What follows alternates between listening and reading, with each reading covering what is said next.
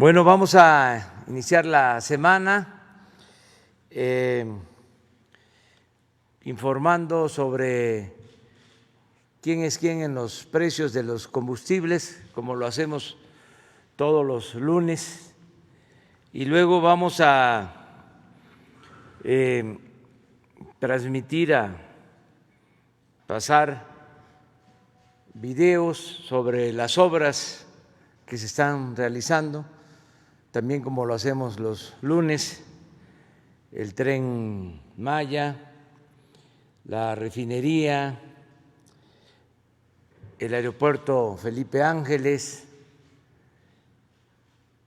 las obras del Istmo de Tehuantepec, y se va a incluir, como quedamos, el trabajo que se está haciendo para terminar el tren de Toluca a la Ciudad de México. Y luego abrimos para preguntas y respuestas. Entonces vamos con Ricardo. Buenos días, señor presidente. Buenos días a todas y a todos ustedes. ¿Quiénes quieren los precios de los combustibles?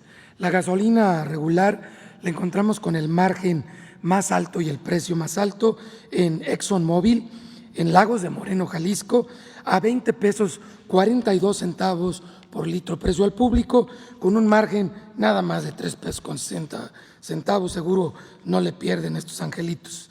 Y la más económica, con el menor margen, es de la franquicia Pemex en Tapachula, Chiapas, 17 pesos con 54 centavos por litro, un margen de 15 centavos. Para la Premium, Combustibles BP, aquí en Benito Juárez, en la Ciudad de México, tiene el precio más alto, con 21 pesos 92 centavos por litro, 4 pesos 77 centavos de margen, comparado con franquicia Pemex en Tapachula, Chiapas, con un precio al público de 17 pesos 60 centavos por litro, 16 centavos de margen. ExxonMobil para el diésel en Monterrey, Nuevo León, 20 pesos 53 centavos por litro, con un margen de 3 pesos 17 centavos. Franquicia Pemex en comparación en Veracruz, 17 pesos 30 centavos por litro, con un margen de 17 centavos. En esta semana que cerró, si lo vemos por marcas, los tres precios más altos: Chevron, Arco, Redco, y los más económicos, Total, G500 y Orsan. Así se ha mantenido ya la tabla por un poquito más de 2 meses. Agradecemos el esfuerzo, sobre todo de las marcas que han venido dando más económico, y Oxxo, que había estado muy caro, afortunadamente se ha venido colocando ya a la media en la tabla. Si vemos el corte del día 28 de agosto, el precio de la mezcla mexicana, $40 con 60 centavos, a 3 pesos 80 centavos, estamos del precio que se tenía en febrero, después de que ustedes pueden ver en la gráfica que cayó técnicamente a 0 pesos el valor de la mezcla mexicana, a $0. En agosto mismo 28 tenemos el promedio del diésel en 19.81, con ese mismo corte, Premium 19.49 y regular 19 pesos con 4 centavos. En esta semana, en verificaciones, atendimos 203 denuncias presentadas, como saben ustedes, a través de la app de Litro por Litro, y lo hicimos con 140 visitas o verificaciones. Tuvimos una gasolinera que se negó a colocar los sellos, habiendo encontrado fallas, que es Folvás en Chihuahua, en Avenida Teófilo Borunda 604, para que lo tomemos en cuenta los consumidores allá de la capital del estado de Chihuahua. Asimismo, una que se negó a ser verificada, no nos dejó ingresar a la estación de servicio, que es Multiservicio Obregón, en Cuauhtémoc, Chihuahua, en Avenida Cuauhtémoc sin número, para que lo tomemos muy en cuenta los consumidores. Y en la app de Litro por Litro, donde ustedes pueden verificar el precio ya final al público, el más económico para la gasolina regular lo tiene Móvil en 16 pesos 89 centavos en Metepec, Estado de México, y a 16.99 lo tiene Oxxo Gas en Guadalupe, Nuevo León. Las más caras para la regular, franquicia Pemex Tasco de Alarcón en Guerrero y 20.80 por litro Chevron en Culiacán, Sinaloa. La premium, las más baratas, 16.95, franquicia Pemex en Veracruz y G500, 17 pesos 45 centavos en Puebla, comparado con las dos más caras, Arco 22.26, precio al público en Culiacán, Sinaloa, y 22.19 Shell en Aguascalientes. Revisen la app para que encuentren cerca de ustedes una opción económica del combustible que necesitan. 16.98 para el diésel, franquicia Pemex, Guadalupe, Nuevo León, y 17.15 centavos, franquicia Pemex en Veracruz, las más económicas, comparado con las dos más caras, franquicia Pemex, 22.70 en Sinaloa y 21.76 en Talpa de Allende, Jalisco, de franquicia Pemex. Esta gasolinera, cómo le gusta dar caro, frecuentemente de las más caras en todo el país. Seguimos revisando también los servicios sanitarios. Quienes quieren el gas LP para tanque estacionario Horizon, conexión directa en Culiacán, Sinaloa, la más cara a 12 pesos 79 centavos por kilo, con un margen de 3 pesos y un centavo. El más económico para estacionario gas licuado de Sabinas en Apodaca, Nuevo León, 8 pesos con 5 centavos por litro, 1 peso 24 centavos de margen. Para los cilindros de gas Menjuc en Los Cabos, Baja California, también se han distinguido lamentablemente por dar muy caro en Los Cabos, a 22 pesos 87 centavos por kilo, con un margen de 3 pesos 54 centavos, comparado para cilindros en Doctor Mora, Guanajuato, a 15 pesos 55 centavos por kilo, un margen de 2 pesos 52 centavos, estabilidad en los precios y también nada excepcional que reportar en las verificaciones de gas de esta semana. Pueden checar en la página de Profeco el detalle de estas presentaciones. Buen día.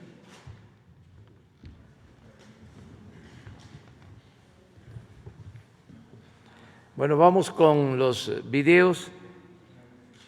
Empezamos con el aeropuerto. La Secretaría de la Defensa Nacional informa los avances en la construcción del Aeropuerto Internacional Felipe Ángeles al 31 de agosto de 2020. En la terminal de pasajeros se trabaja en el montaje de estructura metálica en 12 frentes de manera simultánea, aplicación de pintura retardante al fuego, colocación de lámina de acero galvanizado y habilitado de acero de refuerzo. Asimismo, la construcción de muros de mampostería, aplanados, aplicación de pintura en muros exteriores e interiores de oficinas y salas de última espera. En la pista norte, central, plataforma y rodajes, se continúa con el tendido de tubería de concreto para alojar instalaciones de redes y conducción del drenaje pluvial, y en la pista norte, aplicación de la capa de base hidráulica, concreto magro y tendido final de concreto de alta resistencia como superficie de rodamiento. En el eje troncal de circulación y obras complementarias, se realiza la sustitución de tierra y conformación de terraplenes, así como el tendido de base hidráulica en vialidades y la construcción del viaducto elevado empleando concreto y acero. En la vialidad y barda perimetral, se avanza con la compactación de material para la base de la vialidad y se realiza la verificación de niveles, mientras que en la barda se realizan trabajos de construcción de columnas, así como montaje de dovelas. En la interconexión vial tramo Caseta Tultepec-Santa Lucía, se efectúa el proceso de conformación de terraplén, realizando una mezcla de material producto de banco y tesontle para la vialidad de la interconexión.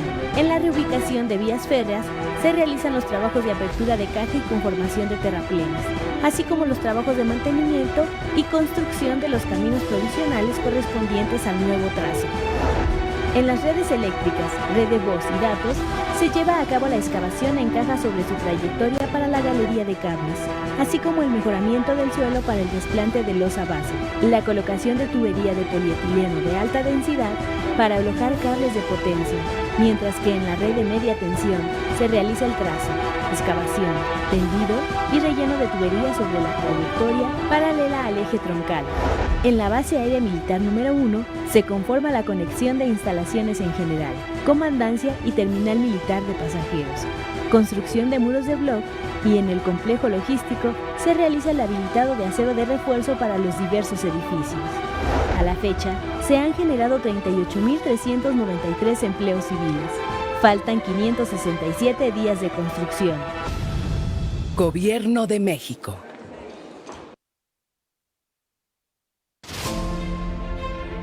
Es viernes 28 de agosto, estamos en Dos Bocas.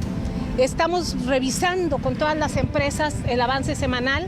Se ha utilizado 356,000 metros cúbicos de concreto que equivalen a 7 Estadio Azteca y hemos utilizado 46,000 toneladas de acero que corresponden a 6-7 torres de París. Va el reporte de esta semana. La construcción continúa en la etapa de cimentaciones en las plantas de proceso y el levantamiento estructural en el área administrativa, talleres y laboratorios. En el paquete 1, 3B y 4B, construcción a cargo de ICA Fluor, correspondiente a pilas de carga y cimentaciones profundas, de 5.655 pilas, el avance es del 85%. Esta semana se realizó el vaciado de concreto de la mesa de soporte número 3 de la planta de coquización retardada y el colado de la primera columna de la mesa 1 de soporte. Se ha finalizado los colados del rack 100 y 200 y se continúa con el armado del acero del rack 300. El paquete 2 y 3A, a cargo de la empresa Samsung, presenta un avance del 38.5% con 3.806 pilas construidas. Las empresas UOP e ICA Fluor han concluido las pilas de las 2 plantas de proceso correspondientes al paquete 3B. La compañía Techin concluyó pilotaje en 2 de sus 4 plantas de proceso y presenta un 52.80% de avance en fabricación de inclusiones de grava y concreto.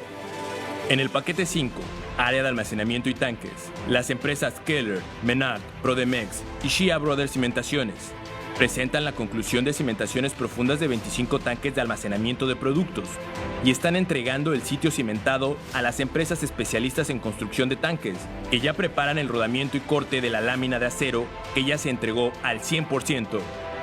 En el paquete 6, correspondiente al área de edificios de la nueva refinería, presentan un avance estructural en las cimentaciones del cuarto de control central, edificio que contará con un cuarto de control de operaciones con tecnología de punta. Se continúa con el desarrollo de ingeniería y procura de las obras externas de alimentación de gas e instalaciones hidráulicas. Dentro del programa de sustentabilidad y cuidado del medio ambiente, dentro del vivero se aumentó la producción de plantas de ornato y forestales a 25.960 especies en desarrollo.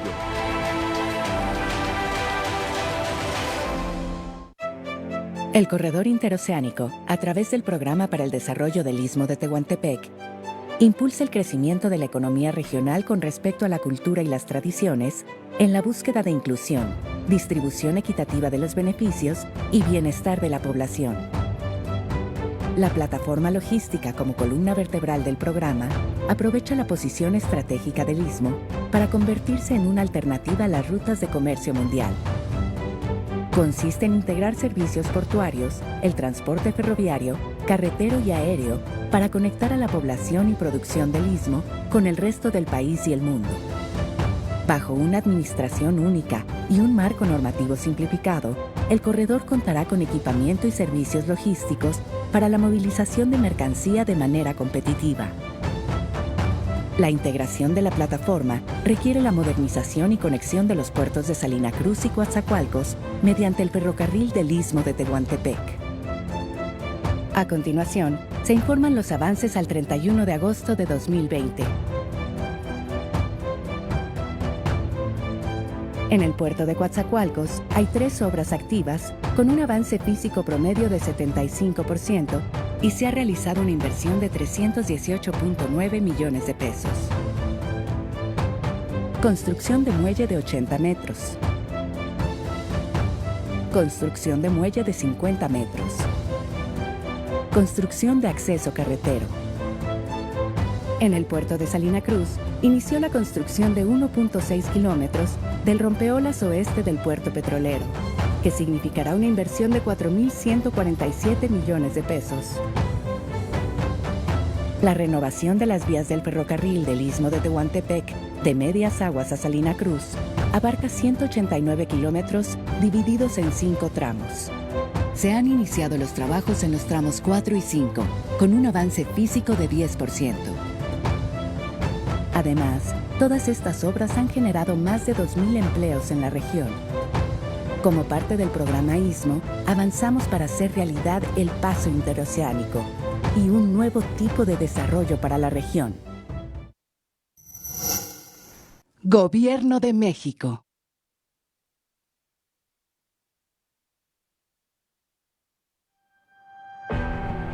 Tren Maya, reporte de avances, semana 2 de 157. El Tren Maya avanza. Esta semana se refuerza el desmantelamiento de vía, la elaboración de estudios y acciones de salvaguarda.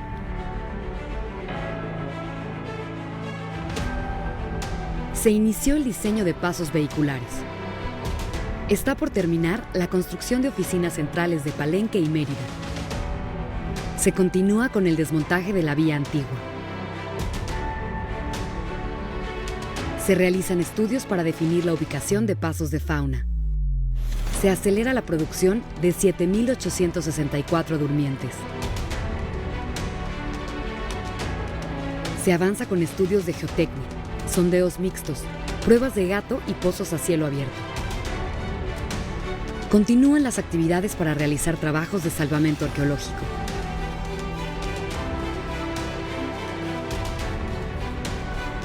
El equipo del Tren Maya y el Instituto Nacional de Antropología e Historia trabajan en coordinación para reconocer vestigios o estructuras y señalizarlos para ubicarlas antes de cualquier trabajo. Las cuadrillas de salvamento arqueológico, distribuidas a lo largo de la ruta, realizan estudios con tecnología de punta. Se realizaron vuelos LIDAR, con el objetivo de detectar sitios arqueológicos no descubiertos. El LIDAR consiste en la proyección de un rayo láser desde una aeronave hacia la superficie de la Tierra para detectar y registrar su rebote. Con esto es posible conocer a detalle una superficie. Las imágenes obtenidas se interpretan y estudian para detectar los posibles vestigios cercanos a la ruta, para garantizar su salvaguarda y posibilitar su estudio.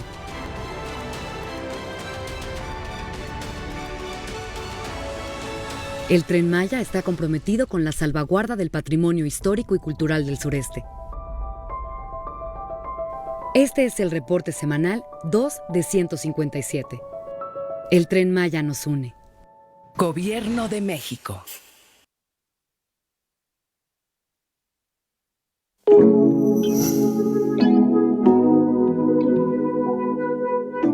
Tendrá una longitud de 57.7 kilómetros y conectará el Valle de Toluca con la zona poniente de la Ciudad de México. Beneficiará a las poblaciones de Toluca, Metepec, San Mateo Atenco y Lerma, al igual que las alcaldías de Coajimalpa, Álvaro Obregón y a la zona metropolitana conectada a la red del metro. Tendrá 5 estaciones y 2 terminales.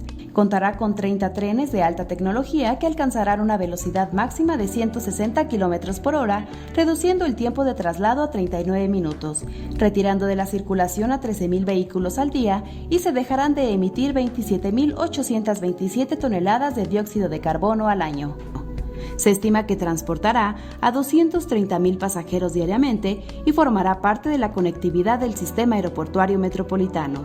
El trayecto del tren cuenta con 2 túneles paralelos de 4.7 kilómetros de longitud a través de la Sierra de las Cruces, con diámetros de 7.50 metros y con 19 galerías que conectan ambos túneles para evacuación de personas en caso de emergencia.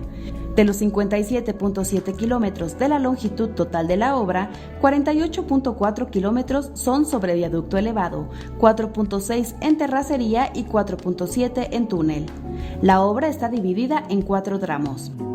1. De Sinacantepec al túnel. 2. El propio túnel.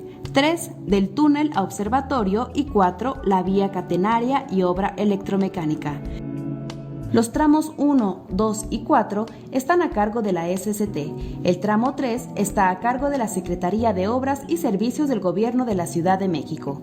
En la terminal observatorio se construirá un centro de transporte modal en el que confluirán también los usuarios de la línea 1 y 12 del metro y de la central de autobuses Poniente.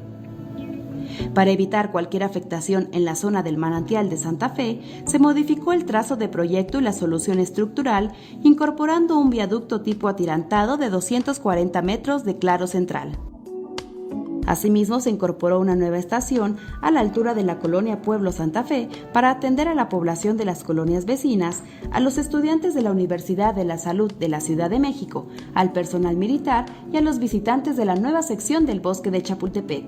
Esta obra del tren interurbano México-Toluca inició en 2014 y a la fecha se han invertido 62,000 millones de pesos y ha generado alrededor de 17,500 empleos directos y 35,000 indirectos. El avance de la obra civil es del 73% y el avance global del 87%. Se estima concluir esta obra en el primer semestre del 2023. Secretaría de Comunicaciones y Transportes. Gobierno de México.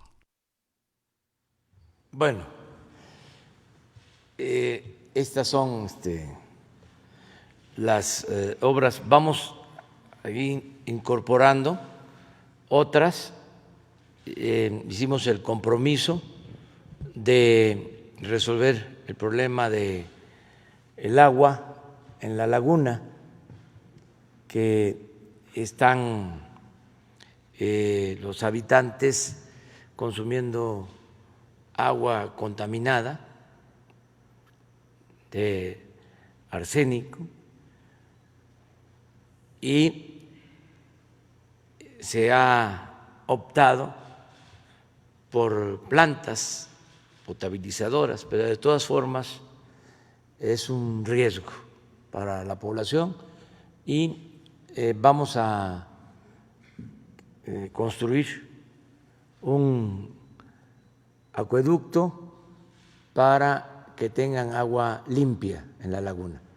Y también nos comprometimos a terminarlo antes de que concluya el gobierno. Una vez que se empiecen las obras, vamos a incorporar aquí el avance para ir entre todos dándole seguimiento a estas importantes obras que estamos realizando. No se olvide que además de la creación de infraestructura, de la comunicación, de la importancia que tiene para el desarrollo, la construcción de estas obras, significan también creación de empleos. Y necesitamos mucho la creación de nuevos empleos en el país. Bueno, tenemos 3 compañeros, compañeras pendientes: Berenice, ¿sí?, Shaila y Esteban Durán. Entonces empezamos con Berenice. Buenos días, presidente. Berenice Telles, del Diario Nacional, 1+1. Es referente mi pregunta a, bueno, pues ha sido un año complicado, un año de pandemia, de crisis económica a nivel mundial, y este fin de semana el secretario de Hacienda, Arturo Herrera, pues en una reunión manifestó esta preocupación por la reducción del presupuesto de egresos de la Federación para el siguiente año. Quisiera que nos diera su opinión al respecto. Bueno, gracias. Mañana voy a informar, de modo que vamos a dar detalles de cómo estamos enfrentando esta doble crisis, la sanitaria y la económica. Y nosotros consideramos que, a pesar de los pesares, vamos bien en la atención de las dos crisis. En la pandemia, con todo el dolor que ha dejado, estamos pues atendiendo a enfermos, salvando vidas, contamos con el apoyo de todo el personal médico, no han faltado ni faltarán camas, ventiladores para atender enfermos y vamos avanzando poco a poco, pero vamos saliendo de esta pesadilla. Va pasando la pesadilla de la pandemia. Y en lo económico, lo mismo. Ahí yo les diría que incluso nos ha ido mejor en cuanto a la estrategia que se aplicó, porque nos estamos recuperando, eso es un hecho. Se cumplió nuestro pronóstico de que íbamos a caer y nos íbamos a levantar, que iba a ser una V. Nuestros adversarios decían que iba a ser una L, que íbamos a caer y que íbamos a seguir abajo. Pues ya no fue así, afortunadamente. Ya tenemos indicadores que demuestran que estamos saliendo de la crisis económica y estamos saliendo con costos bajos, porque en otros países aplicaron la estrategia de siempre de endeudarse para inyectar recursos arriba a las corporaciones. Nosotros no nos endeudamos y con una política de austeridad, apretándonos el cinturón, el gobierno se apretó el cinturón, no como era antes, que siempre se le pedía al pueblo que se apretara el cinturón, y logramos liberar fondos para apoyar abajo de manera directa. Ya lo he dicho muchas veces, esto se complementó con el apoyo de nuestros paisanos migrantes que han enviado remesas a sus familiares como nunca en la historia, a pesar de la pandemia en Estados Unidos y también del desplome de la economía en Estados Unidos. Han crecido las remesas, lo que envían nuestros paisanos a sus familiares, y eso llega a 10 millones de familias. Entonces, la combinación de lo que nosotros estamos destinando a la gente humilde, a la gente pobre, a las pequeñas, medianas empresas y las remesas, nos llevó a reiniciar el fortalecimiento o el crecimiento de la economía y sin contratar deuda. Nuestra deuda va a subir porque hubo una depreciación del peso por la crisis, que por cierto ya el peso se está apreciando, llegó a estar a 25 pesos, un poco más por dólar. La semana pasada ya bajó de 22 pesos por dólar, estamos hablando de 3 pesos, eso es recuperación. De todas maneras, estaba en 18, 19, para 22, entonces como la deuda está contratada en dólares, nos afecta en cuanto al incremento de la deuda. Por esa razón y también por la caída en la economía, pero no se contrató deuda adicional. Y en otros países, con todo respeto, además de seguir con lo mismo, de inyectar recursos arriba, contrataron deuda, pero en grandes cantidades, hasta aplaudían cuando conseguían deuda. Entonces, ahora hay muchos países que tienen un crecimiento de su deuda del 30% de lo que tenían antes del COVID. Eso les va a pesar porque hay que pagar intereses, por muy bajas que estén las tasas, de todas maneras es deuda. Y el nivel de recuperación de esos países que se sobreendeudaron, pues es igual que el nuestro y puede ser que estemos mejor. Entonces la estrategia funcionó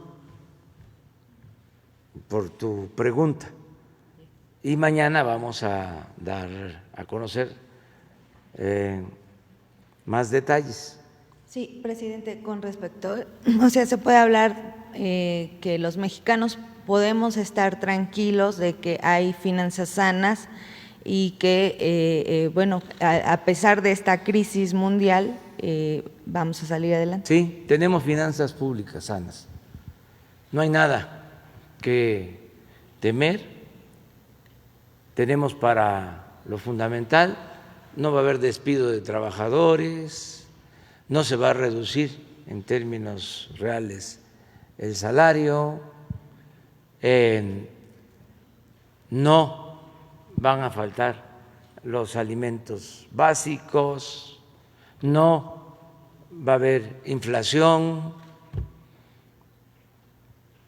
no se reducen, al contrario, se amplían los montos destinados a los pobres en programas de bienestar, no se detiene ninguna de estas obras prioritarias, se cuenta ya con presupuesto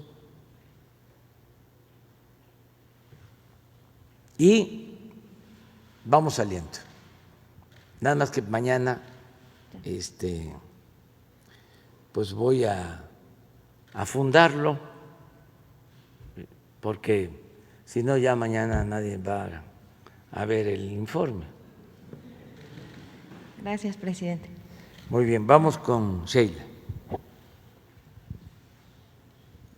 Gracias. Buenos días, presidente. Shaila Rosagel, corresponsal de Grupo Gili, El Imparcial de Sonora, La Crónica de Mexicali y Frontera de Tijuana. Presidente, volviendo un poco a este tema de lo que comentaba el secretario Arturo Herrera, pues él dijo que este año y el próximo se prevé para México una crisis económica que no se había visto desde 1932. Es decir, está hablando de que puede ser la peor crisis económica del siglo. ¿Usted estaría de acuerdo con esta opinión del secretario de Hacienda? Y también, pues, si nos pudiera adelantar, ya sé que mañana va a hablar, pero un poquito sobre cuáles serían algunas acciones que va a tomar su gobierno para poder enfrentar esta crisis económica pues, que ha dejado el COVID. Esa sería mi primera pregunta. Bueno, en efecto, es la crisis mundial en lo económico más profunda que se haya presentado en los últimos 100 años, en un siglo. En Europa no se veía una caída de la economía desde la Segunda Guerra Mundial. En Estados Unidos no se veía una caída de la economía como la actual desde la crisis de 1929, 33. Y nosotros no habíamos caído en lo económico como ahora desde 1932. Precisamente por la crisis económica de Estados Unidos. Entonces sí, es una crisis profunda. Lo importante es que vamos a salir rápido. No va a ser una crisis prolongada. Hay, como les decía, indicios de recuperación. Les voy a dar un dato. Se nos cayeron, se perdieron alrededor de 1 millón de empleos de la economía formal, de marzo a julio, 1 millón de empleos. Teníamos 20.500.000 trabajadores inscritos en el Seguro Social, 20.500.000, y llegamos a 19.500.000 a finales de julio. Marzo, abril, mayo, junio, julio, 5 meses cayendo. En total, cerca de 1 millón de empleos perdidos. En agosto, si salen bien los datos de estos 2 días que nos faltan de registrar, ya tenemos 90.000 recuperados. Y en agosto recuperamos, queremos, yo espero que sean 100.000 de 1 millón perdidos. Ya en agosto se recontrataron 100.000. Entonces ya se detuvo la pérdida de empleos formales. Entonces este es un buen indicador. Y espero que sigamos ganando en la medida que se va normalizando la actividad productiva. Vamos a ir recuperando los empleos perdidos. Para decirlo también en términos de números cuantitativos, de 19.500.000 trabajadores, ahora tenemos 19.600.000. Y ahí vamos. ¿Cuándo llegamos a estar con 20.500.000? Yo espero que lo más pronto posible.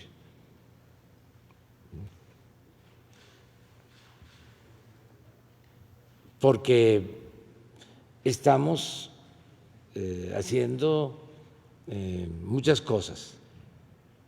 Lo que nos está funcionando mejor es la combinación de apoyo de la economía popular, abajo, el fortalecimiento del consumo, abajo, que no hemos tenido problema de crisis de consumo, por eso estamos inyectando todos los fondos abajo, y la entrada en vigor del tratado.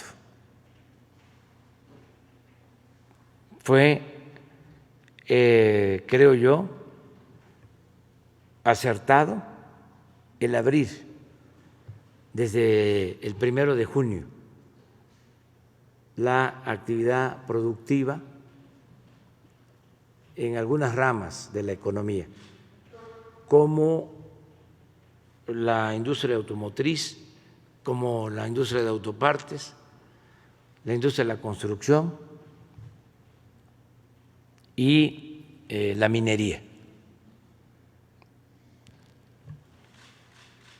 El equilibrio que hubieron países que no supieron manejar, con todo respeto, el equilibrio entre la crisis de salud, cuidar al pueblo, pero al mismo tiempo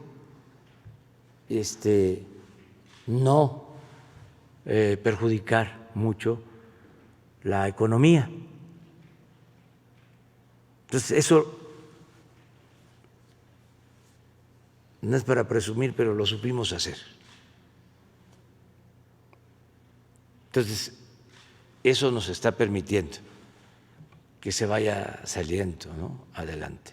Entonces, no hay problema. Yo creo que lo que planteó el secretario de Hacienda es correcto.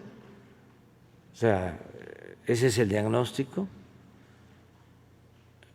¿Y qué se va a plantear para el año próximo? Pues lo mismo, que no se esté esperando de que vamos a contratar deuda, ¿sí?, para reactivar la economía, no. No, porque la deuda nos hunde. O sea, podríamos incluso de manera irresponsable contratar deuda y dejárselas a los que vienen, pero no son los gobiernos que vienen, son las nuevas generaciones, son nuestros hijos, son nuestros nietos. Un país endeudado, pues es un país atado. Todo lo que se recauda, cuando hay una deuda enorme, es para pagar intereses de deuda. No se libera nada para el pueblo. ¿Cómo se va a financiar la educación pública? Pues los neoliberales dirían, hay que privatizarla y que estudie el que tenga para pagar colegiatura. Esa era su mentalidad. Entonces, ¿cómo garantizamos que la salud, la atención médica, los medicamentos sean gratuitos? No, pues que se privatice y que se cure el que tenga para pagar consultas o en hospitales privados. No, la educación no es un privilegio, es un derecho del pueblo, y la salud lo mismo. Entonces, eso no lo entienden los neoliberales, incluso a veces ni siquiera lo entienden los que se sitúan en la izquierda. Hace poco salió un manifiesto pidiéndome que endeudara yo al país, pero no de la derecha, de la izquierda, porque pues los extremos se tocan y además fue mucha la colonización mental del periodo neoliberal. Fueron 36 años. ¿Cómo se sacuden eso de la cabeza? Va a llevar tiempo, pero no podemos seguir con la misma receta que una y otra vez fracasó. Entonces, esto es algo completamente nuevo, es una vía distinta. Presidente, ahorita que dice que se llevaría un tiempo lo más pronto posible, más o menos ¿cuánto tiempo está previendo usted? Todavía no hago mi pronóstico sobre eso. Quiero ver cómo sigue comportándose la economía. Hasta ahora, bien. Ahora les puedo decir que la estrategia ha funcionado y puedo probarlo. Hasta ahora, a pesar de la difícil situación, de la profundidad de la crisis, vamos saliendo del hoyo en que caímos. Vamos saliendo. Ahora, mi pronóstico sobre cuánto tiempo,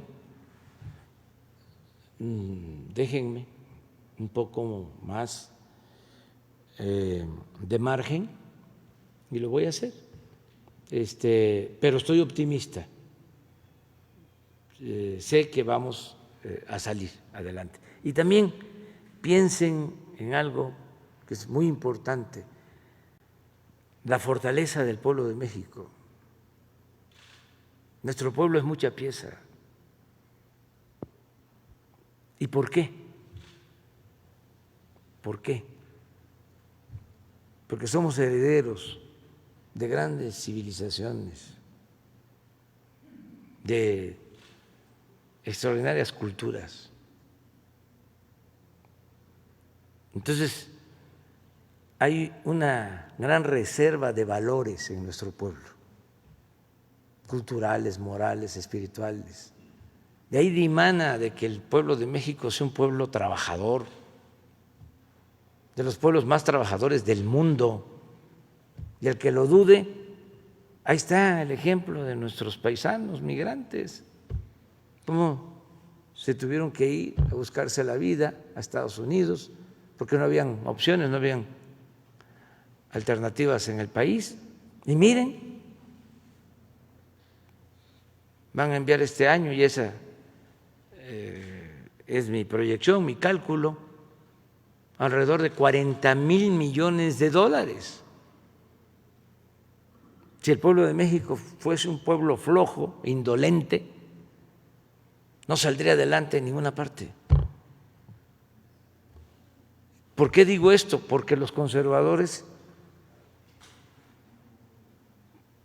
con la mentalidad porfirista, porque eso no se quita, sostienen de que si hay pobreza es porque el pueblo es flojo, porque no trabajan. No es así. Entonces, con la fortaleza que tenemos de nuestro pueblo, que es excepcional por sus culturas, pues México siempre sale adelante. Eso no lo tienen en cualquier país.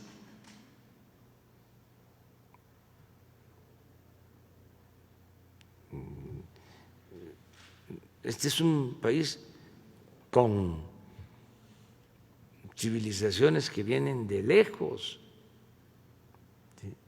Y por eso los mexicanos tienen mucha vocación por el trabajo, por la honestidad. Lo de la corrupción es un asunto arriba, no del pueblo. La gente humilde, la mayoría de los mexicanos, es gente honesta. Entonces, por eso podemos salir. Imagínense, tenemos ahora una lucha frontal contra la corrupción.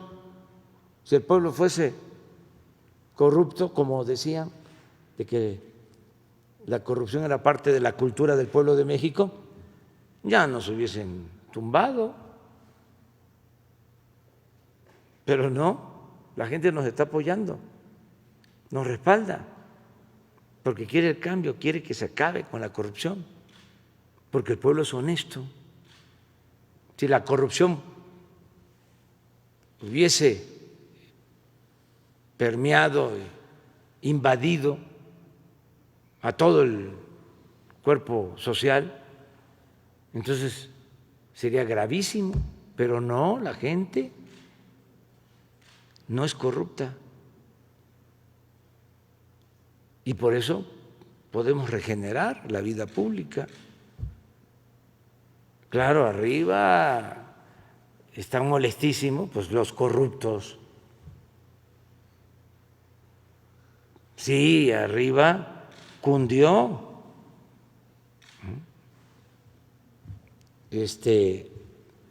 Eran traficantes de influencia, políticos corruptos, periodistas y escritores alcahuetes, aplaudidores, que recibían también dinero, bastante dinero del gobierno, y también de los traficantes de influencia. Pero abajo, ¿qué le daban al pueblo? Nada. Si acaso despensas, y eso cuando había elecciones, frijol con gorgojo. Entonces, ¿qué va a estar la gente ahora defendiendo como los intelectuales orgánicos que regrese el nuevo régimen? Ni modo que la gente va a estar a favor de sus verdugos. El pueblo no es masoquista. Entonces, por eso es que debemos de tener mucha confianza de que vamos a salir adelante. Presidente, una segunda pregunta. ¿Cuál es su expectativa sobre el fallo que dará la Suprema Corte en relación a la controversia constitucional que presentó su administración para invalidar una ley emitida en Baja California para legalizar los autos chuecos? Es una iniciativa que fue presentada por el gobernador Bonilla y aprobada por el Congreso local. Esa por una parte, y solamente muy rápido, ¿qué avances le han informado de las reuniones con el director del Instituto Nacional de Pueblos Indígenas con los yaquis allá en Sonora? ¿Qué informe le han dado? ¿Ya se liberó la vía del tren? Y si usted considera que pues los avances que le han informado va a perdurar pues esta liberación de las vías del tren allá con el pueblo yaqui. Sí, pues vamos a esperar a ver qué resuelve la Suprema Corte. Eso es un tema que tiene que ver con la competencia de los gobiernos. Nosotros sostenemos que corresponde al gobierno federal decidir sobre estos temas. Sin embargo, pues hay otro punto de vista que es el del gobierno del Estado. Entonces, para eso está la Corte, para resolver sobre las controversias, y esperemos el resultado para que haya legalidad. Sobre el acuerdo con los que están protestando en Sonora de los pueblos yaquis, se está llegando a un acuerdo con ellos. Vamos a cumplir todo para que se resuelva en definitiva el problema. Va a continuar el diálogo y vamos a cumplir el compromiso de que haya justicia para todos los pueblos, para los 8 pueblos yaquis, en cuanto a tierras, en cuanto al agua, en cuanto a lo del gasoducto, en cuanto a que haya pues justicia, porque están en el abandono, en la marginación, y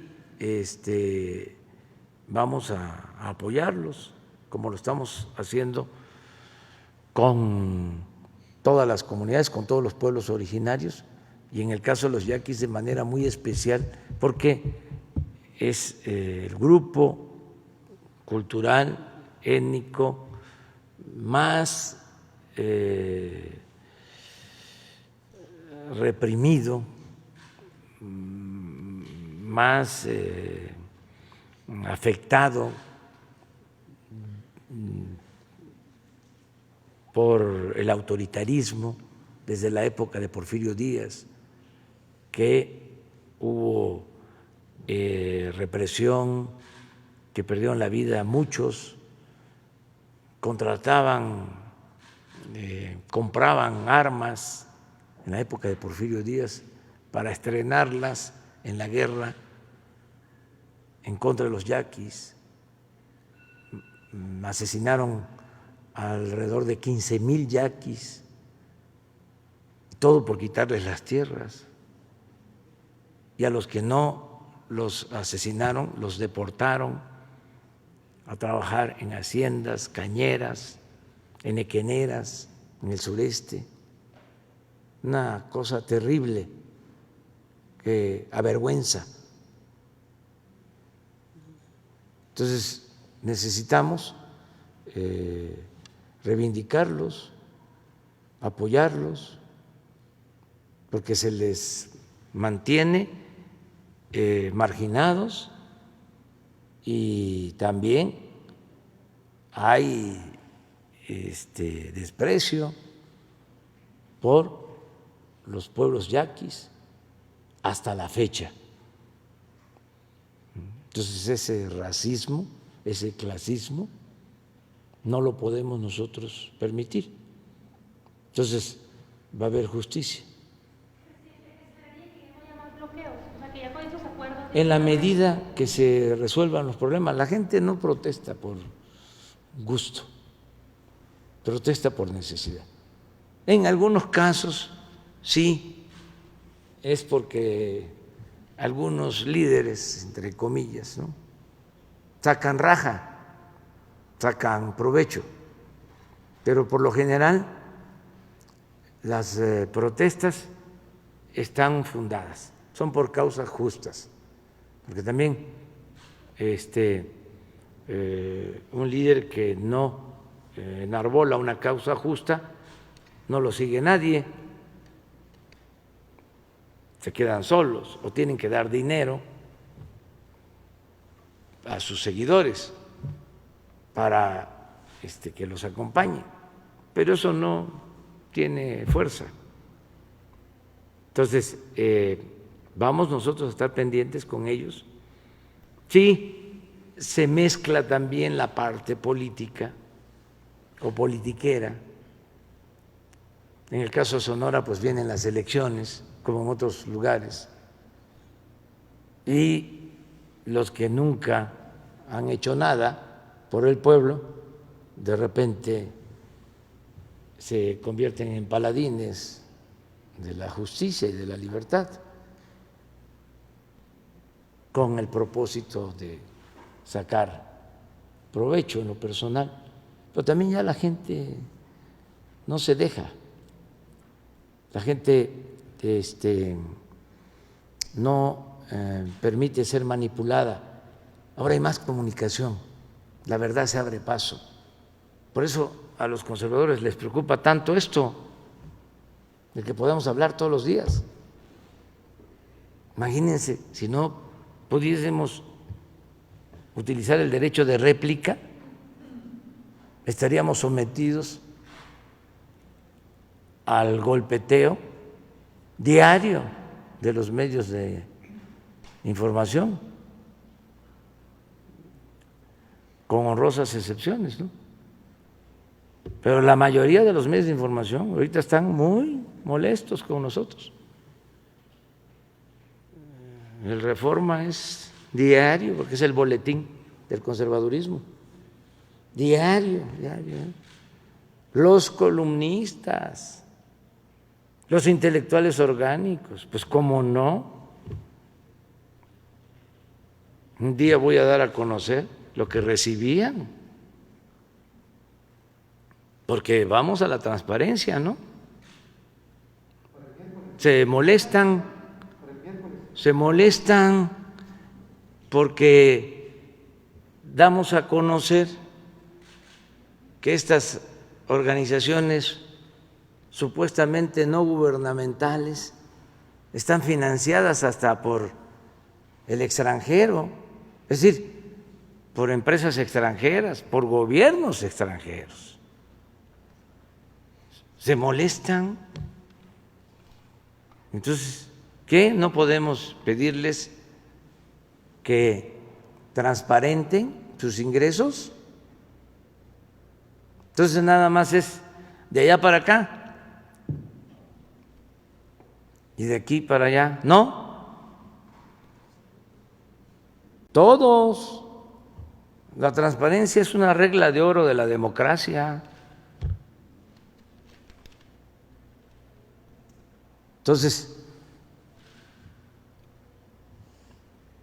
van a ser opositores, desde luego, tienen todo su derecho y van a ser respetados y se va a garantizar siempre el derecho a disentir y no va a haber represión ni persecución para nadie. No ha habido censura para nadie,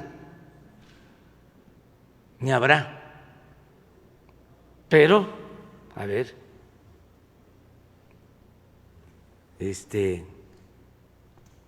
¿quién es quién? ¿Por qué la oposición al Tren Maya? pues claro, si hay financiamiento detrás del conservadurismo o el enojo, el coraje. Una vez contesté a unos intelectuales orgánicos así,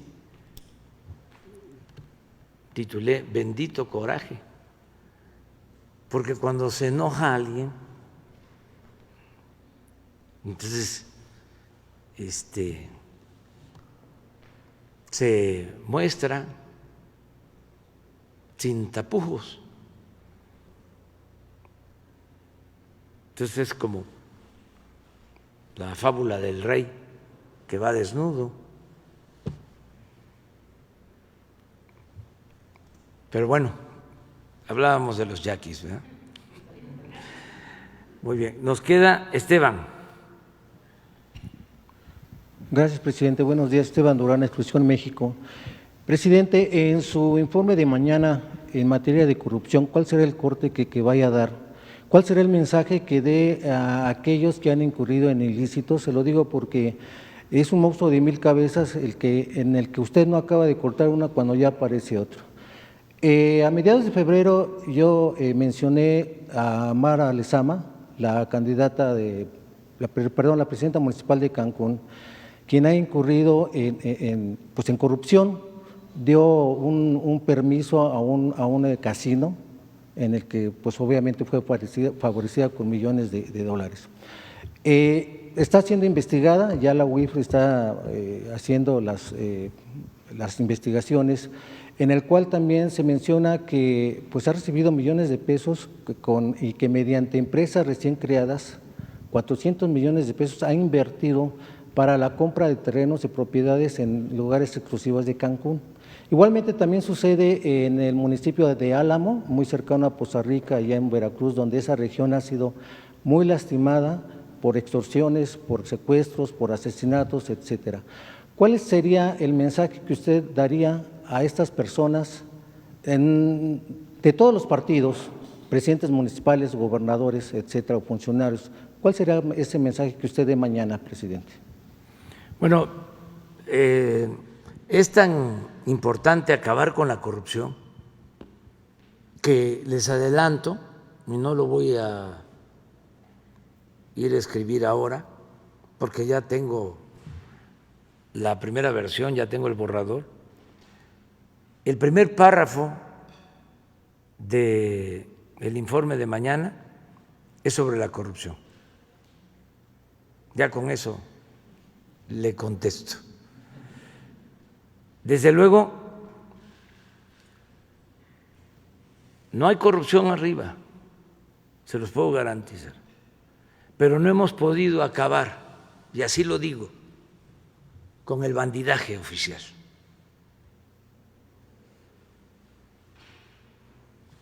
Arriba, miren, ya puedo sacar mi pañuelito blanco.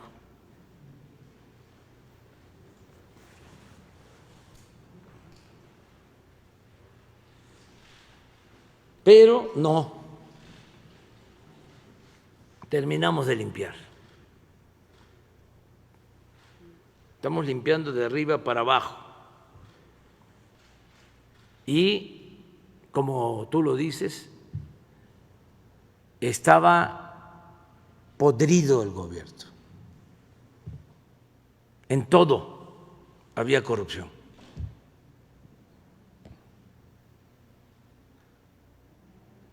En todo el gobierno,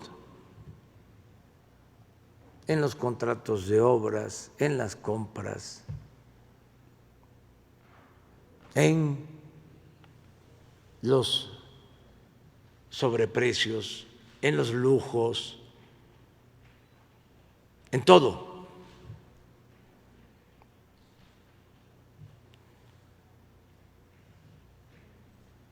Y yo creo que esa es la tarea principal, acabar con la corrupción. Por lo que a nosotros nos corresponde, estoy seguro que se va a erradicar por completo. Pero queremos que el ejemplo llegue a estados y a municipios.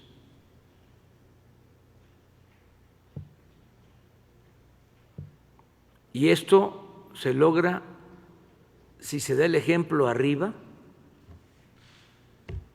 Si el presidente es corrupto, todos van a tener ese mal ejemplo. Si el presidente es honesto, es distinto. Porque, repito, la corrupción no se da de abajo hacia arriba, se fomenta de arriba para abajo. Entonces, en los gobiernos estatales tiene que también acabarse la corrupción, en los gobiernos municipales, pero lo más importante es que se cuente con el apoyo de la gente en el combate a la corrupción, que la gente no deje pasar nada.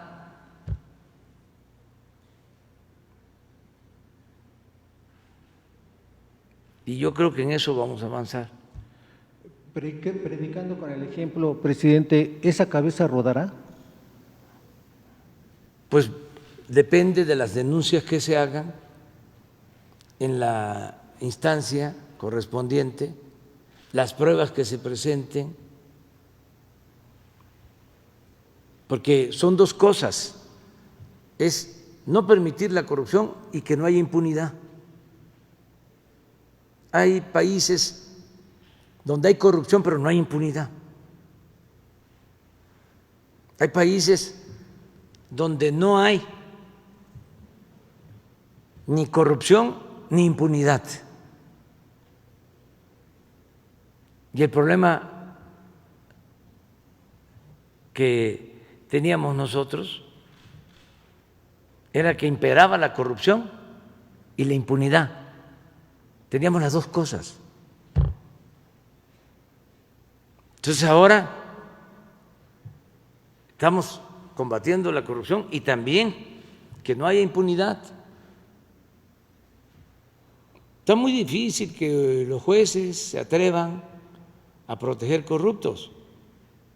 Tampoco no es una cosa relevante, nunca vista,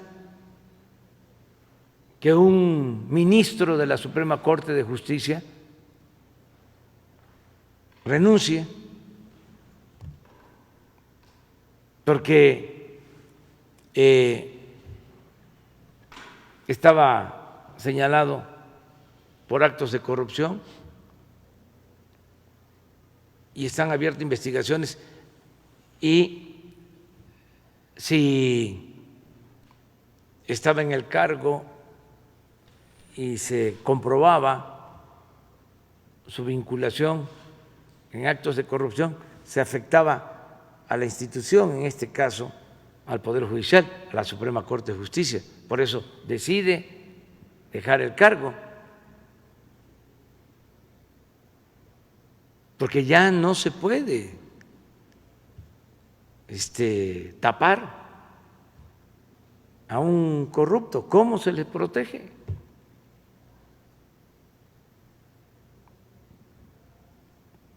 Repito, le tengo confianza al fiscal general de la República, le tengo confianza al presidente de la Suprema Corte de Justicia. Están cambiando las cosas. La judicatura, el Consejo de la Judicatura, está integrado por gentes honestas, íntegras. En el Poder Judicial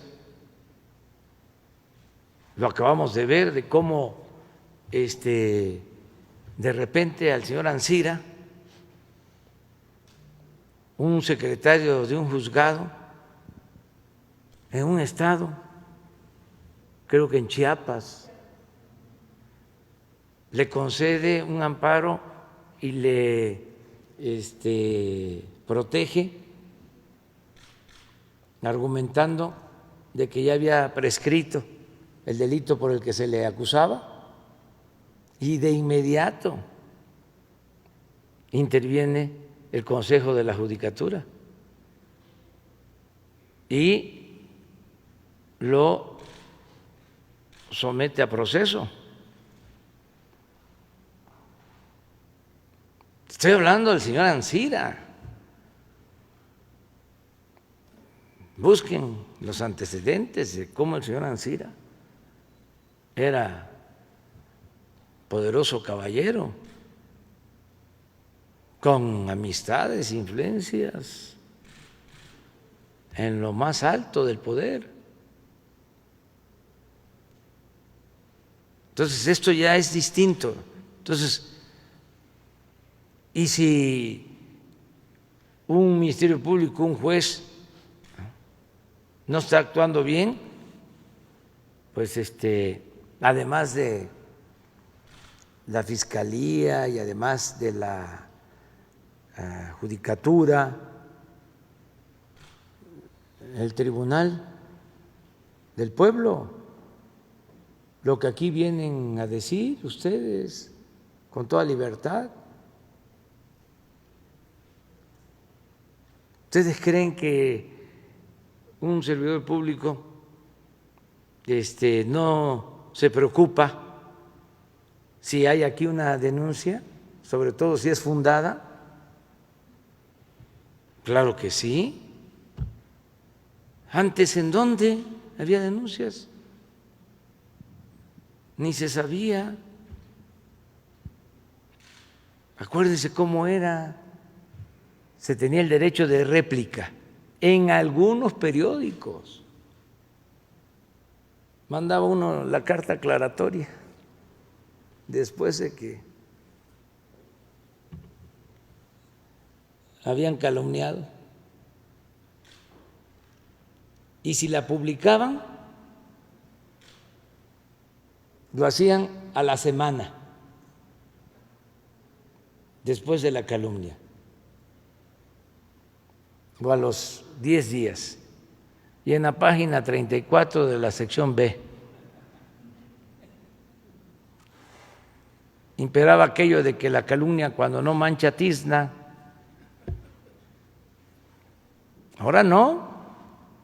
Ahora sale algo aquí y al instante está la réplica en el Face, en el Twitter. Eso es muy bueno. Entonces, sí es el combate a la corrupción lo principal.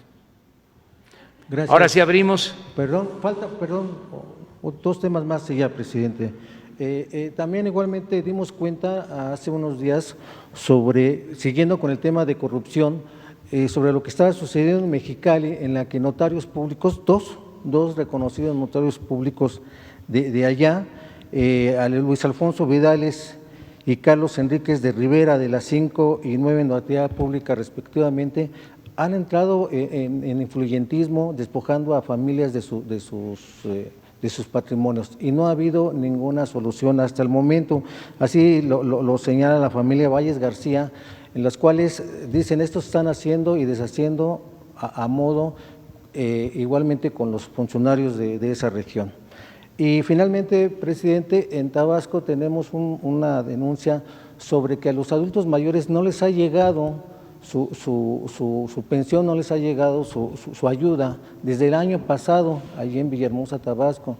Han acudido a los módulos que supuestamente están para atenderlos, pero no hay nadie, no les atiende nadie. Los teléfonos que están ahí para que igualmente les atiendan no responden, y es un caso de desesperación para estas personas. Gracias, profesor. Bueno, en los dos casos, en el primero, pedirle a la licenciada Olga Sánchez Cordero que investigue de qué se trata y que ayudemos para que se proceda. Esto debe tratarlo la Fiscalía. Y en el segundo caso, de la pensión a adultos mayores en Tabasco con Ariadna para ver qué está sucediendo. Hoy mismo se ve. Hay situaciones así, pero se va arreglando, se va viendo por qué no les llega su apoyo. Ustedes dos después. Gracias. Buenos días, señor presidente. Demián Duarte, de Pasión por los Negocios, Política y Rock and Roll Radio, Lobos FM de Hermosillo, Sonora. Señor presidente, estamos al borde del mes de septiembre, mañana es día 1, mañana usted presenta su informe, por cierto, vamos a estar muy atentos. Sin embargo, en septiembre también se da una situación particular, se levanta la veda para la pesca de camarón, a partir de mañana incluso empiezan en Nayarit y así escalonadamente Sinaloa, Sonora, el Alto Golfo. Los pescadores de toda la región me han pedido que le plantee este tema en particular. Ellos tienen como principal insumo a la producción lo que es el diésel marino en particular. Y el diésel marino, como el resto de los combustibles, no me dejará mentir aquí Ricardo Sheffield, pues ha tenido incrementos importantes. Incluso su gobierno pues eliminó para incorporar el esquema de bien pesca lo que eran ciertos subsidios de 2 pesos por cada litro y la eliminación de las exenciones que había del impuesto especial a producción y servicio. Los pescadores de Puerto Peñasco, en Sonora, de San Felipe, de Guaymas, de Yavaros, de Topolobampo y de distintos lugares, se han manifestado, incluso ya han sostenido algunas reuniones, porque lo que buscan es que antes de salir a pescar, sobre todo los de alta mar, que se logre que se les ofrezca un apoyo en términos de que el diésel pueda costar 13 pesos con 80 centavos el litro, que es más o menos el nivel de balance que ellos están buscando. Entonces me pidieron de allá de la región que si le podía plantear este tema para que fuera de su conocimiento. Tengo entendido que el comisionado de pesca incluso ya le entregó un documento relacionado con ese tema, sin embargo no ha habido una respuesta. Este tema en particular, y usted sabe, la economía ahorita pues es uno de los grandes temas, muy importante la economía. En Sonora, usted sabe que Sonora es el principal estado minero.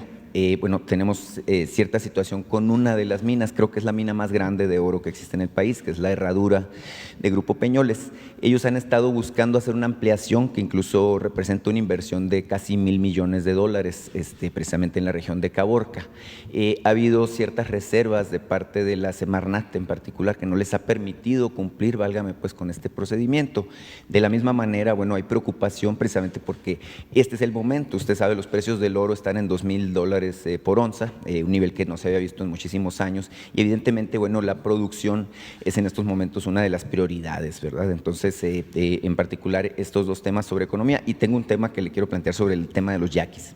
Sí, mire, en el primer caso se decidió entregar los apoyos de manera directa a los pescadores, y que ya no haya el subsidio, porque sucedía lo que se daba con los agricultores. En los gobiernos anteriores todo el subsidio se quedaba arriba, o sea, iba a beneficiar a los grandes agricultores y a funcionarios, mucha corrupción. Y lo mismo en el caso del subsidio en la pesca. A las grandes empresas que se dedicaban a la pesca les ayudaban muchísimo porque son los que tenían más agarraderas, más influencias. Investigue un poquito sobre eso y va a ver, porque yo no puedo decirlo todo, no debo decirlo todo. Entonces se decidió dar el apoyo a los pescadores de manera directa. Entonces todo va a ser directo, ya no a través de intermediarios, en el caso de la pesca, en el caso de los agricultores. La otra pregunta es… Sí, hay una situación ahí con la mina La Herradura, en particular el Grupo Peñoles, que ha estado batallando con la cuestión. Lo vamos a revisar, hay buena relación con los empresarios de las minas. Lo que estamos cuidando es que no se afecte el medio ambiente, que se le dé apoyo a las comunidades donde se lleva a cabo la explotación minera y que se paguen buenos salarios a los trabajadores.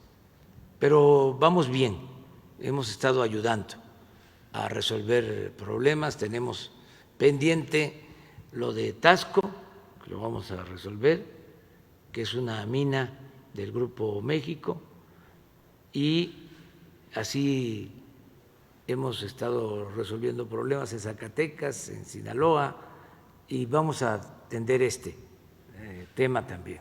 O sea, mi compromiso es que ya no se entreguen más concesiones, porque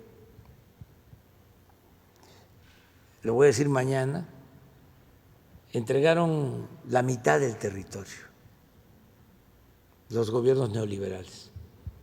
Es algo increíble. Entregaron como 80, si no es que más, hoy voy a checar el dato, 80, 100 millones de hectáreas para la explotación minera. Ni Porfirio Díaz, bueno, se atrevió a tanto.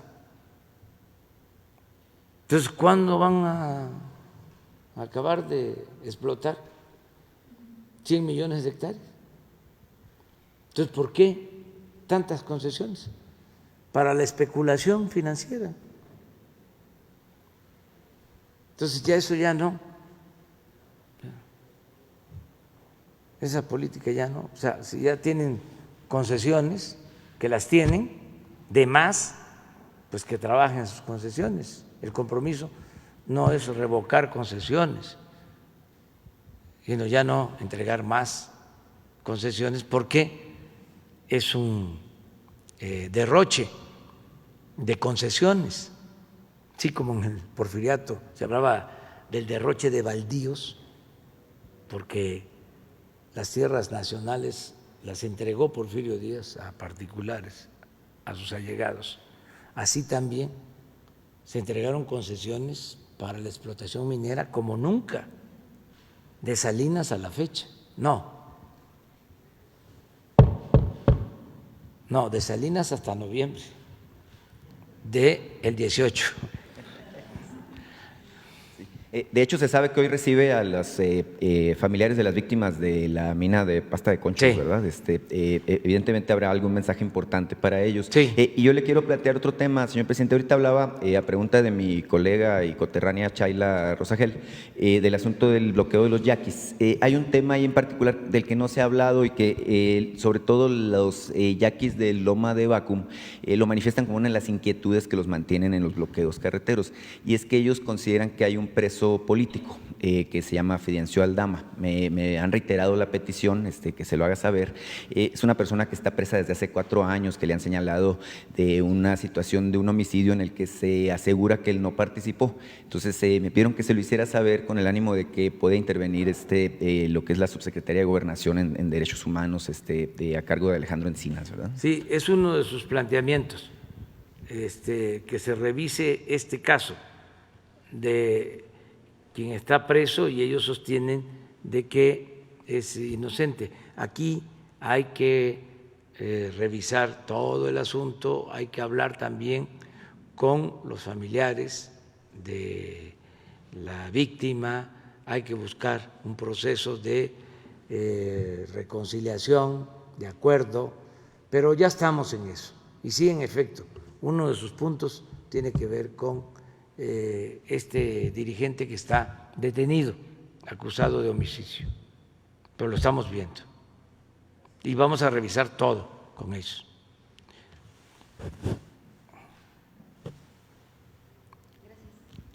Gracias, presidente. Buenos días a todas y a todos. Lisbeth Álvarez, del diario Basta y Grupo Cantón. Presidente, igualmente, de cara a su segundo informe de gobierno y a 92 días de que cumpla 2 años en la presidencia, ¿en qué momento del acuerdo de transformación se encuentra su gobierno? Estamos, lo voy a decir mañana, a punto de terminar la primera etapa, que consiste en sentar las bases de la transformación. Creo que ya se definió con mucha claridad lo que es este gobierno. Se están sentando las bases, los cimientos para la transformación. Yo me comprometí que para el 1 de diciembre de este año, al cumplir 2 años, iban a estar ya sentadas las bases. Y voy a reafirmarlo mañana. Hice 100 compromisos cuando tomé posesión y he cumplido como 96. Por eso me estoy dando el tiempo al 1 de diciembre. Pero vamos bien, no nos hemos desviado a pesar de la pandemia y de la reacción conservadora, además de los ataques y obstáculos. Ahí vamos, hacia adelante, transformando. Y no tenemos intenciones de dar marcha atrás. Y vamos bien, vamos cumpliendo con nuestro propósito. Eso que les decía de que ya prácticamente están cumplidos los 100 compromisos. Faltan como 6, calculo. Falta, por ejemplo, uno de los compromisos, y aprovecho para recordarlo a los legisladores, fue de que íbamos a desaparecer los fideicomisos, porque se manejaban de manera discrecional y sin transparencia. Pero como de esos fideicomisos se financiaban de estas organizaciones no gubernamentales y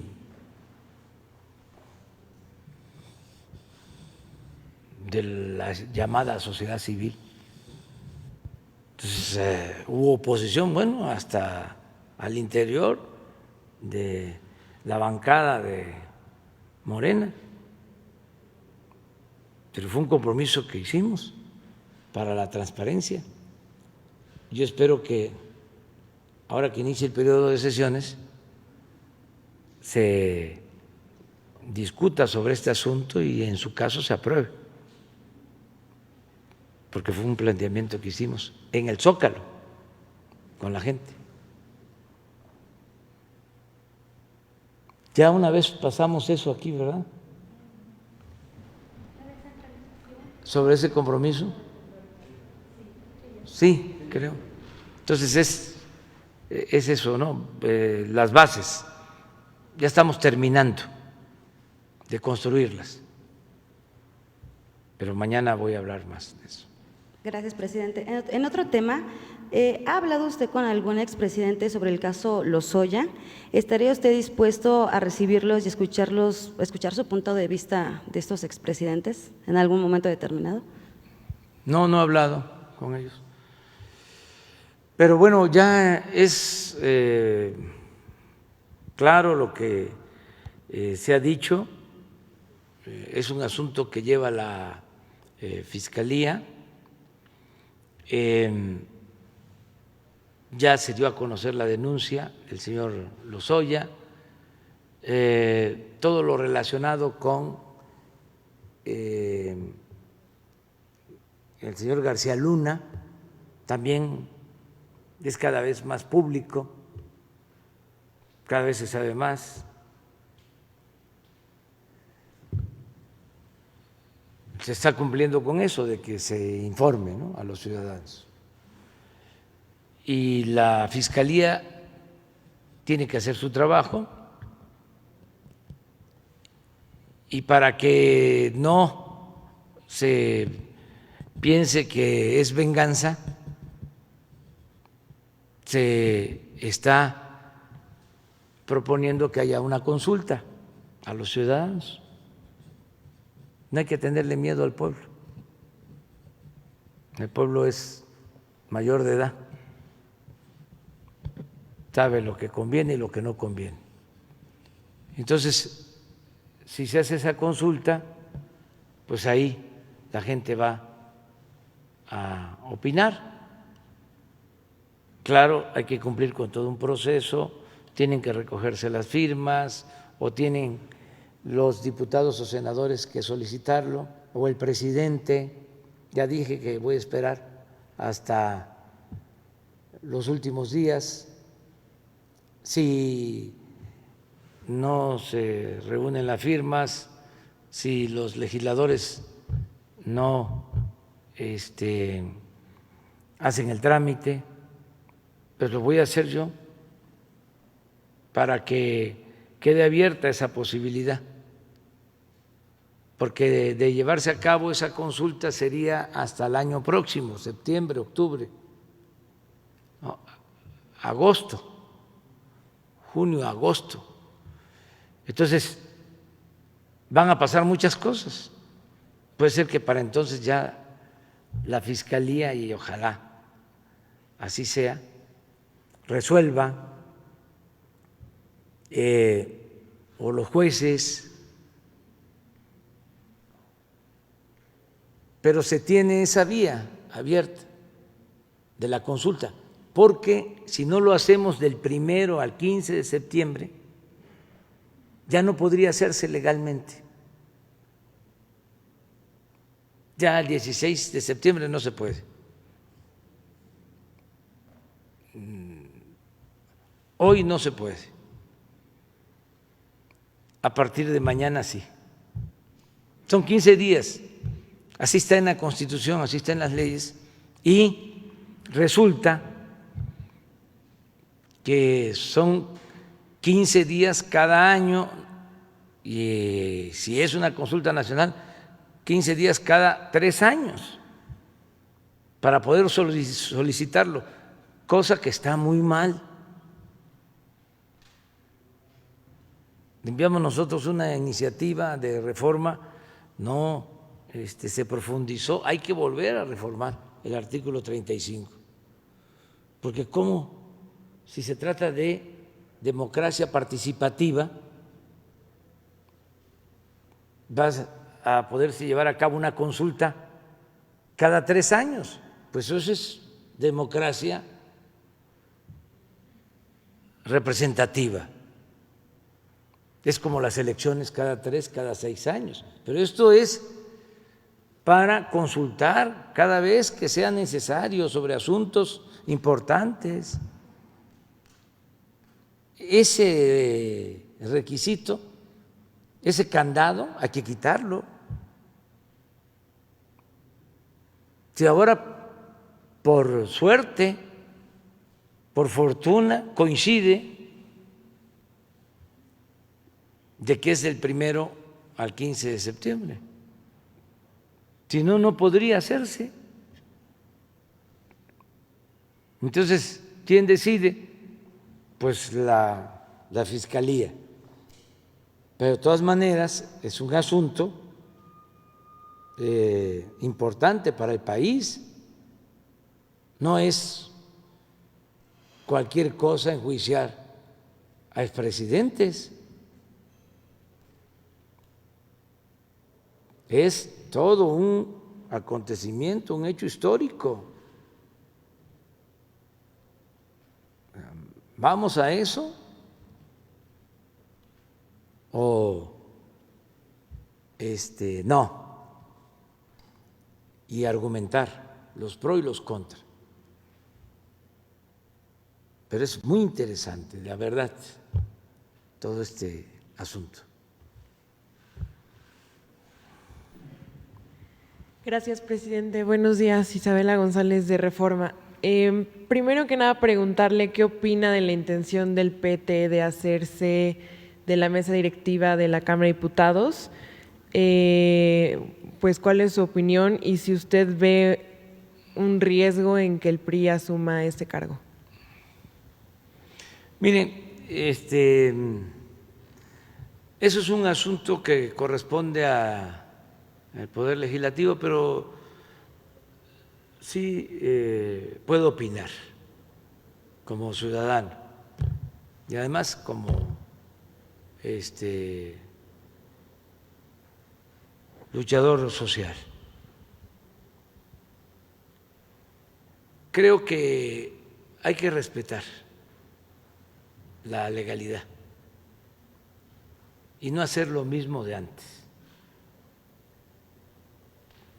Nada de maniobras por cargos. Es decir, hacer cosas que a todas luces son indebidas. Se tiene que respetar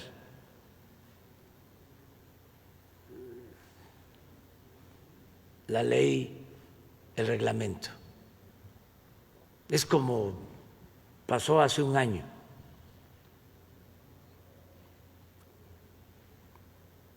Y di mi opinión. Y lo quiero y lo respeto muchísimo al licenciado Muñoz Ledo. Pero de acuerdo al reglamento, el primer año la presidencia del Congreso corresponde al partido que obtiene más votos o más escaños, que tiene más diputados. En el reglamento se establece el segundo año para el que obtiene el segundo lugar y correspondía al PAN. Pues se quería modificar el reglamento y como se tiene la mayoría, se puede, pero no se debe, porque la política es un imperativo ético. Entonces, si está establecido de que para el tercer año es el que obtuvo el tercer sitio, así debe de ser y se debe de respetar. Y se deben de evitar cosas indebidas como cambiarse de bancada. Sí, pero actuar con rectitud, no estar maniobrando de última hora por los cargos. No es triunfar a toda costa, sin escrúpulos morales de ninguna índole. Esto perjudica al partido que lo hace. ¿Por qué le perjudica? Porque en este caso le da argumentos al conservadurismo. Ya me imagino al Reforma, ¿no? 8 columnas. Compraron votos, maniobraron por un cargo. No se puede hacer política sin autoridad moral. Ese es mi punto de vista. Desde luego van a decidir ellos y lo tienen que hacer con libertad, pero el colmo sería que acomoden las cosas a la medida de alguien, de algún partido, y luego me echen la culpa a mí, porque la prensa conservadora nada más ve a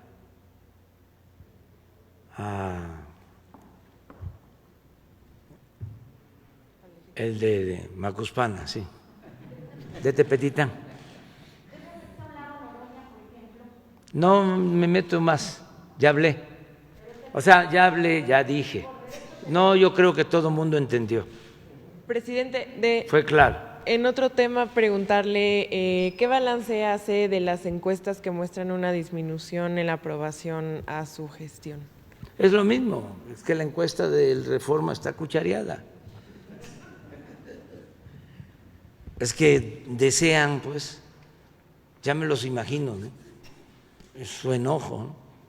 Que hacen la encuesta, estamos bien, quítenle o pregúntenle nada más a ciertos sectores,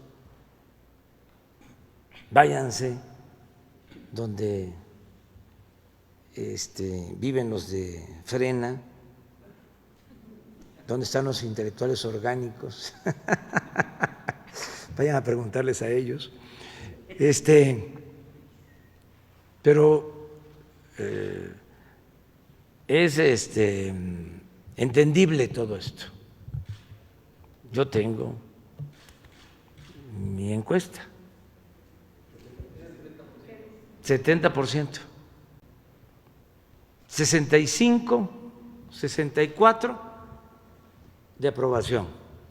Y a la pregunta, si hoy fuese la elección de que se quede o que se vaya, y traigo 70 que me quede, 25 que me vaya y 5 que le da igual. ¿No ha bajado o subido su aprobación? He mantenido.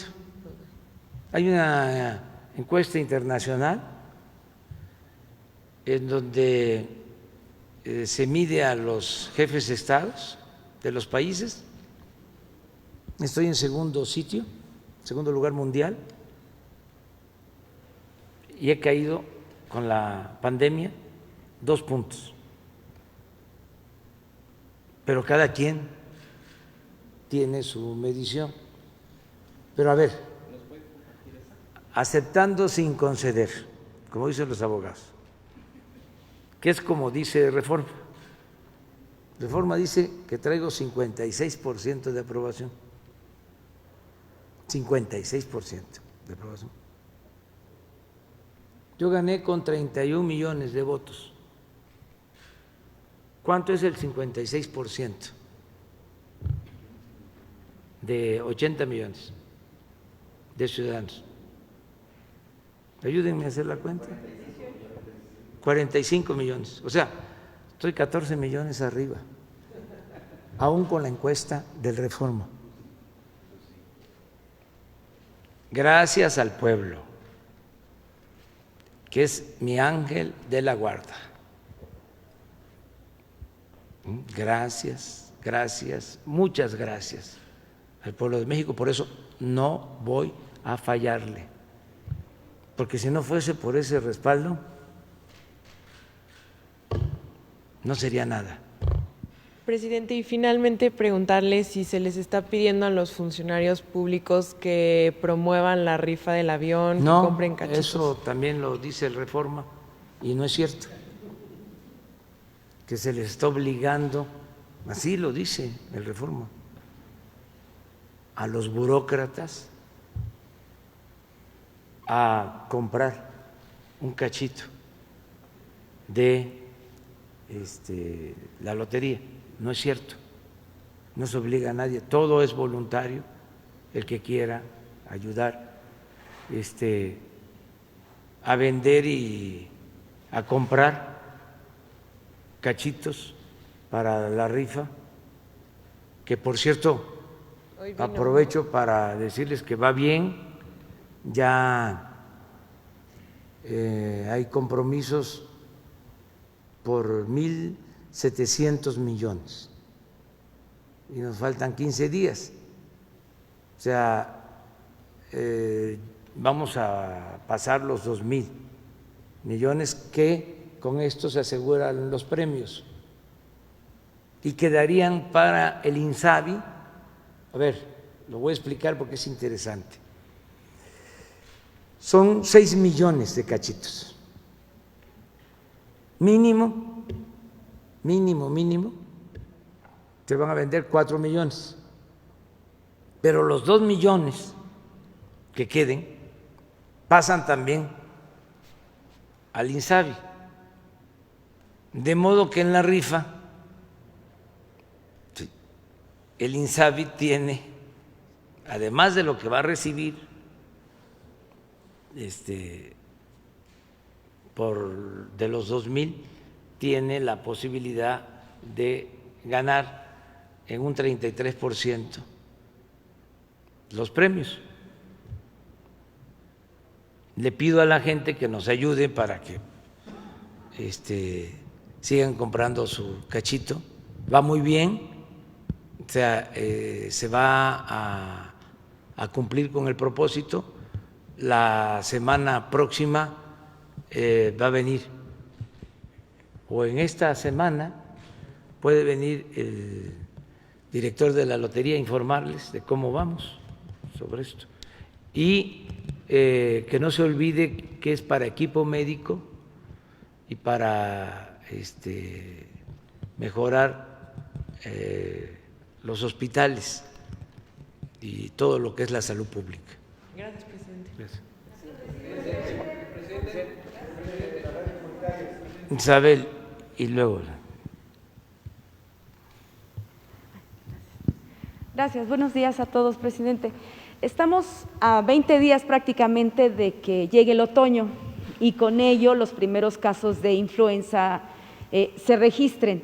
Hace algunos meses en este mismo salón se dijo por parte de las autoridades de salud federales que se iba a adelantar la temporada de vacunación contra la influenza estacional.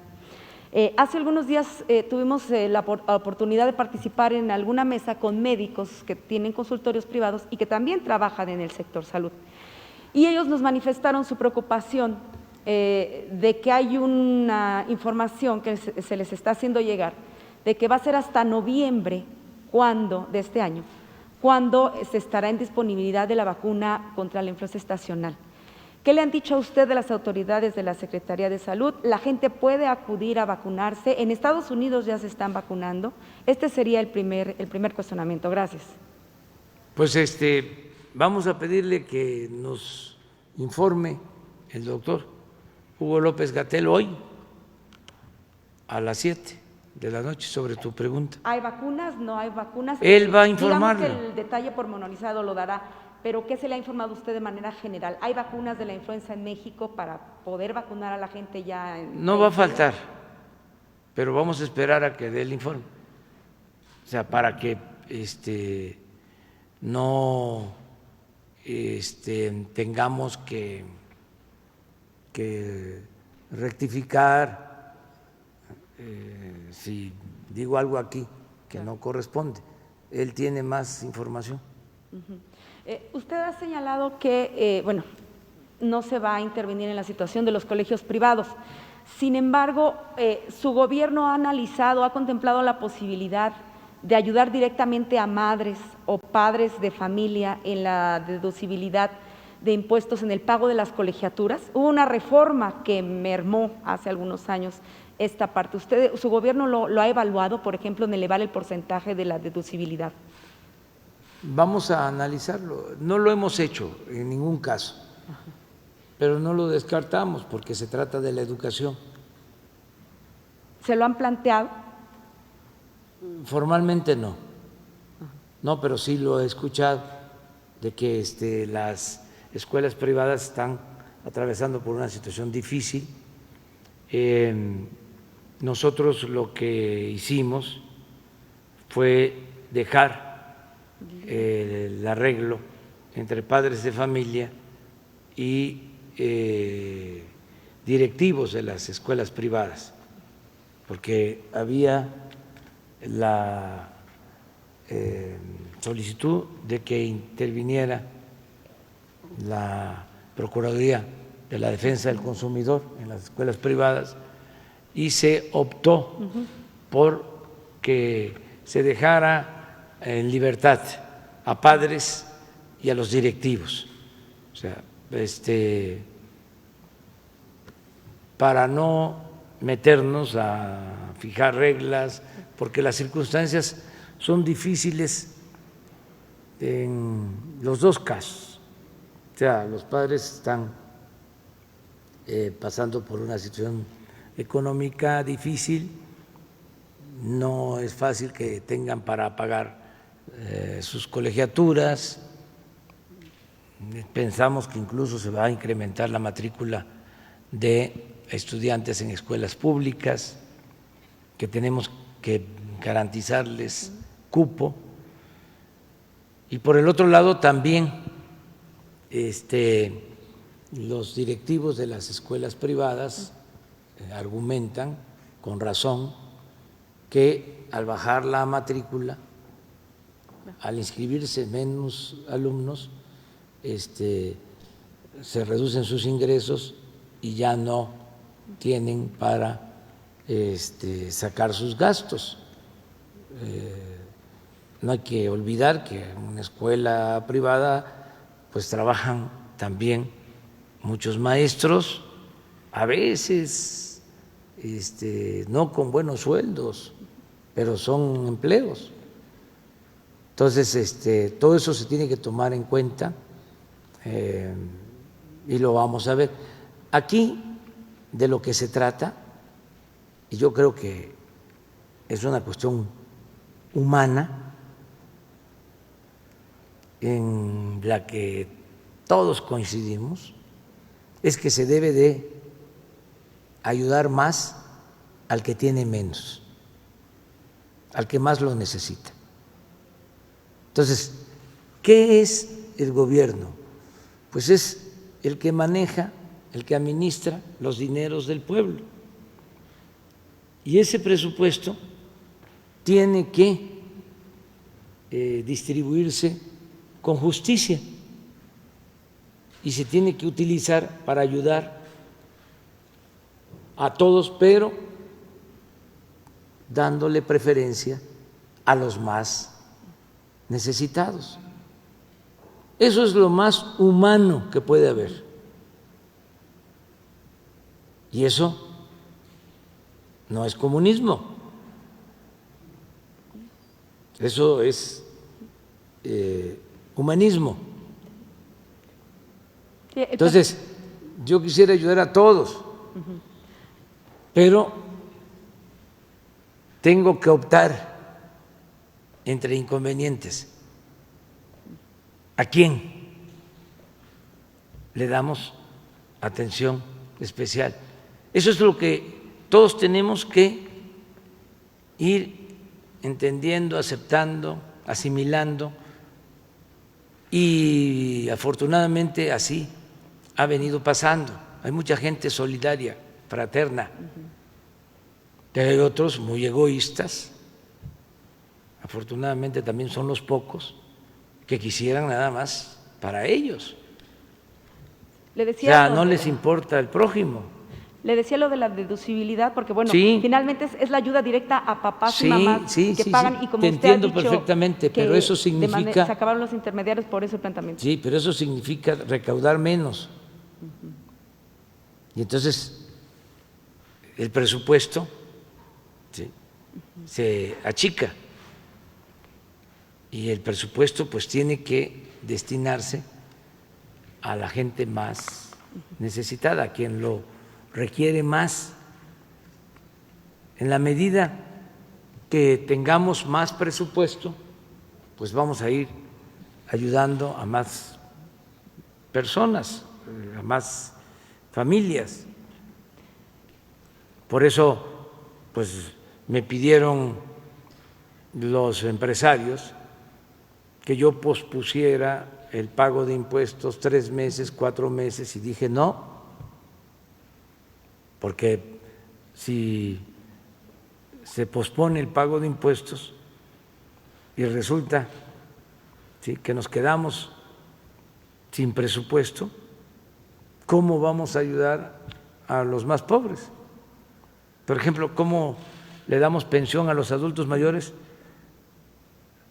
como lo hicimos por adelantado, para que pudieran mantener su reclusión en casa. Es decidir. Afortunadamente, pues los empresarios lo han entendido muy bien. Ya me han venido a decir de que fue correcto lo que hicimos. Entonces, vamos a ver cómo resultan las cosas, porque estamos haciendo una evaluación y vamos a ir ayudando a todos. Y rápidamente nada más, de cara al mensaje de mañana con motivo de su segundo informe de gobierno, si nos puede actualizar qué es lo que vamos a ver mañana, el formato, ¿va a haber invitados, no va a haber invitados, solamente van a estar los medios de comunicación? Si es tan amable, por favor. Bueno, medios de comunicación, así es, ¿verdad? Muy limitado por la sana distancia. Van a ser como 70 invitados. Vienen del sector obrero, vienen representantes indígenas,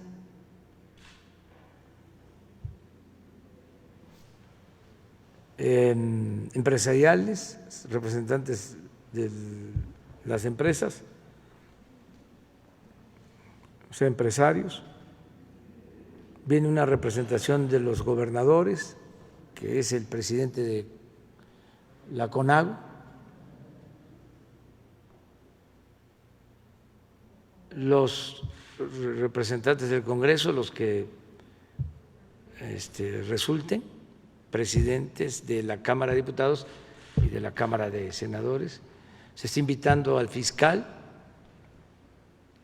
se invita al presidente de la Suprema Corte de Justicia y el gabinete, nada más. Y pues a todo el pueblo, porque se va a transmitir en las redes sociales. Va a ser a las 9 de la mañana en el patio de honor. Es a las 9 porque a esa hora no hay todavía sol y se puede estar ahí. Depende, ya ven que yo no hablo de corrido y a veces me tardo más, pero vamos a procurar que sea breve. ¿Mande? No. Ya por el informe mañana. No, tengo trabajo de oficina, tengo varias cosas pendientes. La próxima sí, pero fin de semana. Ya vamos a empezar los fines de semana y semanas completas aquí. Ya me voy a ir, voy a desayunar. Igual que ustedes. Provecho. Bueno, adiós.